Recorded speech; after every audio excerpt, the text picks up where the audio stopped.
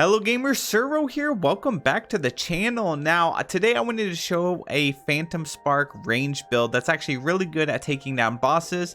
Now, keep in mind, it is hard to define what's the best overall range build or Phantom Spark range build because with all the new ranged items and the foods and stuff that got added to Core Keeper and all the different situations that will arise during your journey in Core Keeper Sunken Sea, there are just way too many to define what is the absolute best.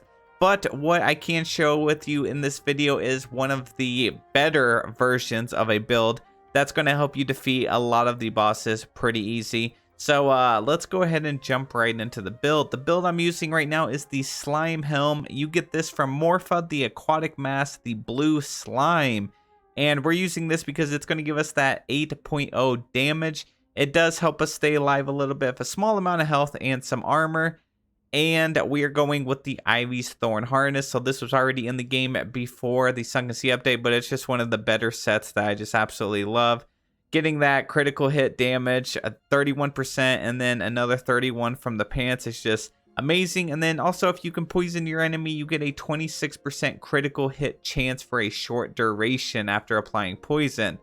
So the rings, we are going with the Morpha's ring. This is like my favorite ring in the entire game right now because if you have two of these, you have over 70% critical hit damage with just these two rings. So it's really nice and it pairs well with the helmet.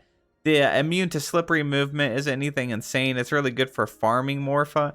But beyond that, it's okay because the amount of times that you're actually going to get hit by some sort of slippery movement, it's not going to be very often. The necklace, we're going to go with the polished copper cross necklace. It gives us critical hit chance and critical hit damage.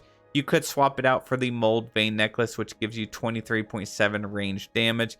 And then, of course, we're using the blue leather tome because it's pretty much one of the few ranged items that we actually have for our offhand. And then the backpack doesn't really matter. Now, moving on to the skills, go over to your range combat tree. And you really want this amplified precision, because it's going to give you a 40% critical hit damage. Now you can do the focus accuracy, which is 25% range damage after standing still for a short duration.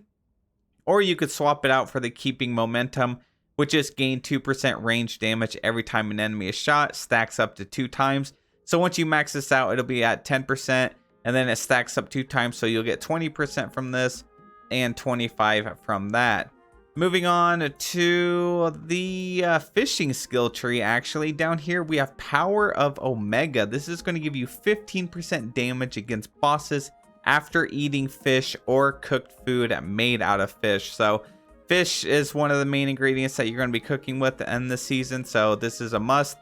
And then we also have the well-trained aim, which is 30% of fishing added as range damage. So make sure you go ahead and snag that as well. Now, one thing that a lot of people actually don't notice is over here in the cooking tree, this perk right here, the smell of food is 20% damage dealt by you and all nearby allies. So that buffs your damage as well. You don't have to eat anything or anything like that. It is a great perk to have. And lastly, make sure you put on the Strength of the Ancients over here in the melee combat tree because it gives you plus 20% damage against all bosses.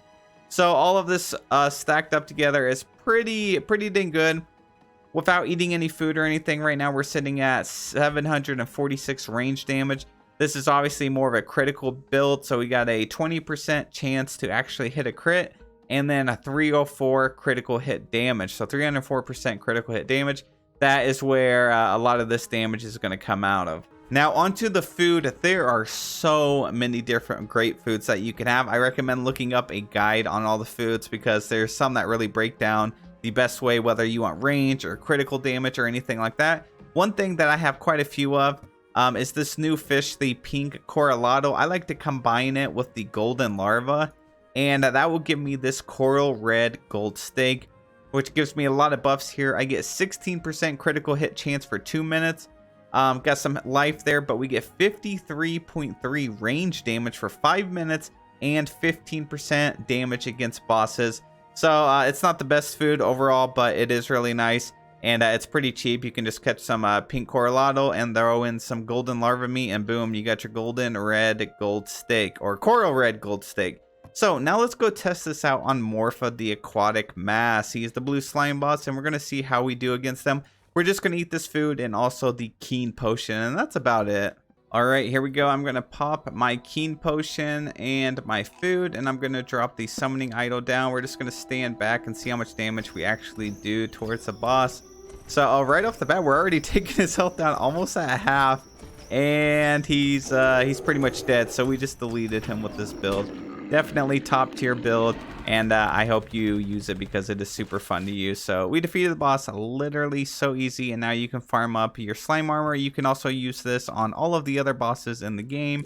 It is a very overpowered, so take a look at this, check out those skills, make some foods, and just delete all of the bosses in the game. Anyways, that is it for this Phantom Spark critical hit build. I hope you enjoyed. If you did, hit that like button. I would really appreciate it. And then until next time, I will see you in the next Core Keeper video.